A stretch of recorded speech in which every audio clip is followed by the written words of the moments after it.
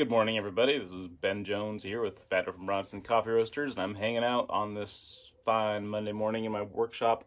It's what's the date today? Somewhere in the middle of March. So kind of there we are. All right, 22nd maybe. Towards the end of March. We need to talk about scales and stands. This is a little bit of a personal rant. I'm not directing it at anyone in particular because I know there are some people out there who will be watching this video who we've had this conversation about. I'm not directing it at you. You didn't motivate me to do this video, but I just want to talk a little bit about the use of scales. Now, a friend of mine made me this really nice brew stand. It's got like a really heavy, dense hardwood.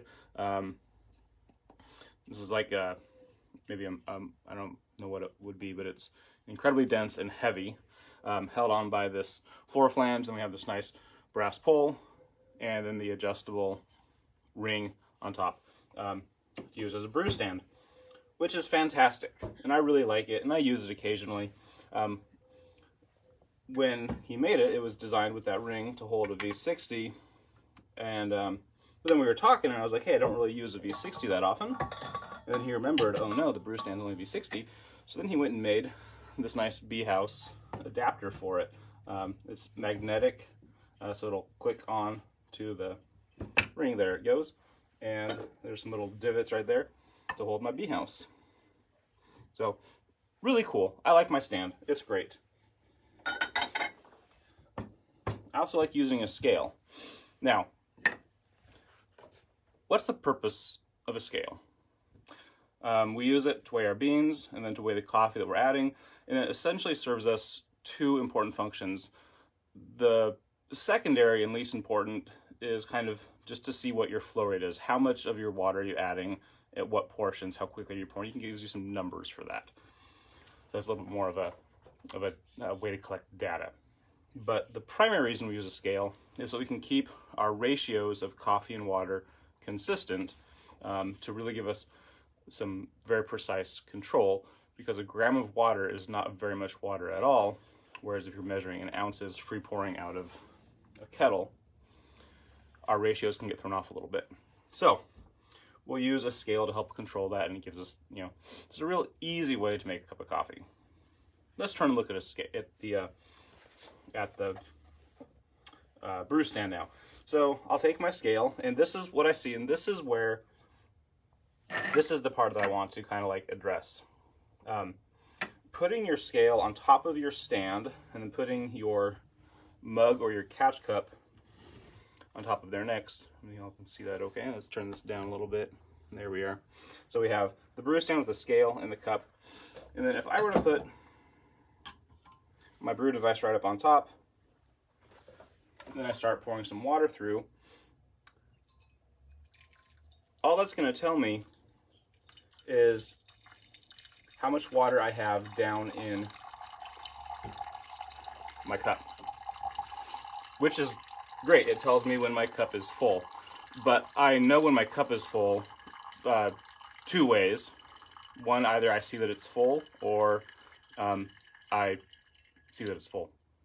So right there, I added 155 grams of water, which is, it's about 3/4 cup, 6 ounces. And it's always going to be that. With my good old trusty diner mug, when that's full of coffee, that's always going to be about 300 grams of water. And it doesn't matter how much I pour into the top. So if you're using your pour over kettle and your pour over stand with your scale holding the mug, it's not going to tell you anything. All it tells you is when your cup is full. If you really want to get the best use out of the scale, you would be taking your scale first on the counter, and then your brew stand on top of that, and then everything else on there too, because you want to create a system that sits on the scale that allows you to see what water you're adding to the system. I'm not going to put my brew stand on my scale because that brew stand is heavy enough that it will damage the load cell on here. Now, just for kicks, I'm going to see if I can in fact, use the brew stand scale in this formation that I tend to not like, and I'm just gonna see how I do. So, got my filter. I have my 19 grams of coffee, which I did weigh out. Now this is, here's a perfect example. I just dumped 19 grams of coffee onto there and my scale reads 0. So as far as it knows, I've added nothing to the system. All right, so here we go. This is why I don't like the combination of brew stands and scales. I do like a brew stand. I don't always just use the scale. All right, so I've added my bloom water. Typically you want to use roughly twice your coffee weight for the bloom. So 19 grams coffee times 2 makes 38. I blew in my water, and so far my scale reads 0. I have no idea how much water I actually bloomed with. I think it's enough because I can see that it has wetted everything up here. And I'm finally now getting some drip through. I got 1.4 grams of water, coffee now, dripping through in the first kind of 35 seconds. Now I'm adding some more water. Normally, if I was doing this Kalita wave, I would add about 150 grams over some time. Just give it nice and slow addition. But all I really know is that my mug now has 35 grams of coffee in it. When it's all said and done, my mug is going to weigh about 300 grams because of the beverage.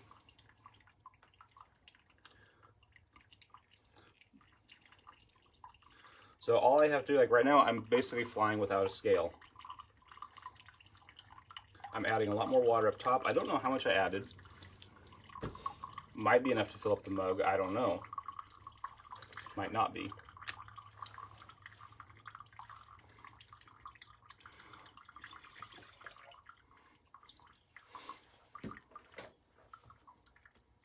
So this is, again, this is just a personal preference. Not a big fan. I mean, I don't think it's a personal preference. I shouldn't say that. I do feel like this is a, if you see someone doing this, you don't need to say anything, but I'd be suspicious. If I walked into a cafe and this is what their pour-over bar setup looked like, I would just be a little bit nervous about the coffee. It shows they're excited. That's a good thing. I still have water up here in my brew device, and my mug is about 198.9, 200 grams full. And the fact that I can lift off the brewer and it doesn't change that weight at all, that tells me that I'm not getting any input from what's up here. All right. So 220 grams of water in my mug. Add a little more up top.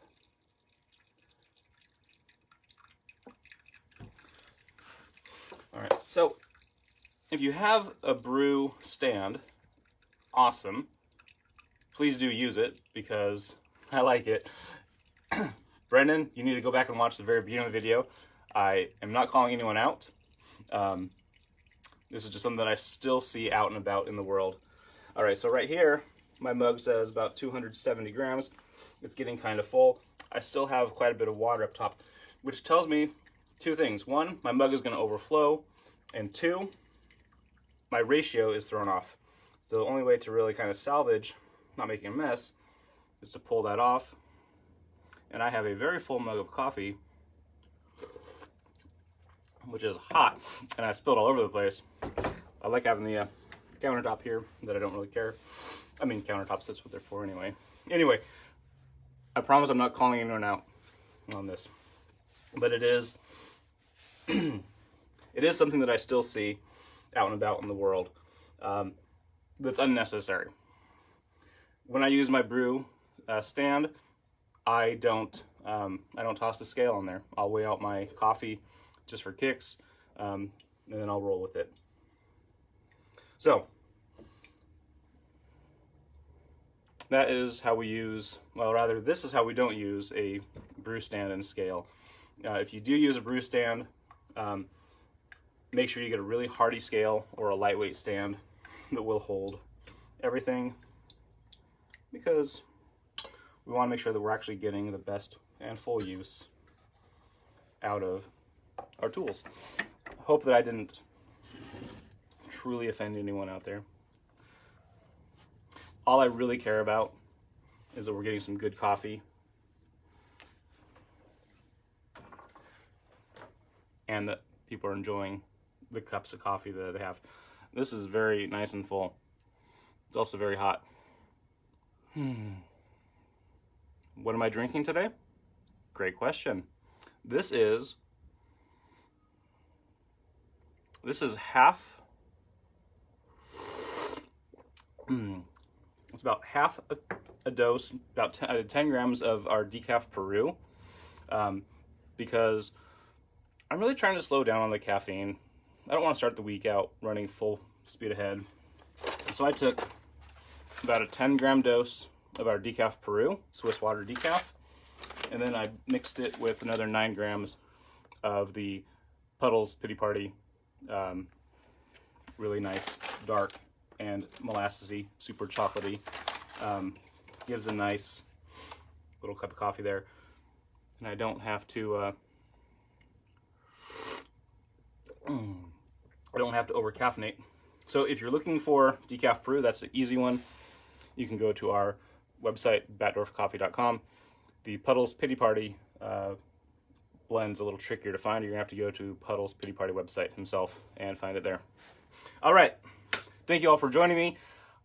I am gonna be back on Friday with, I believe I am. Do we ship to Canada? I believe we do. I can't make any promises. I will have somebody jump into the comments and address that. I should know that. We should ship to Canada. I do know it can get a little more expensive or complicated, but if somebody knows and can make a note in the comments, we have a question if we ship to Canada. Yeah, I usually stay on the coffee brewing side, unfortunately.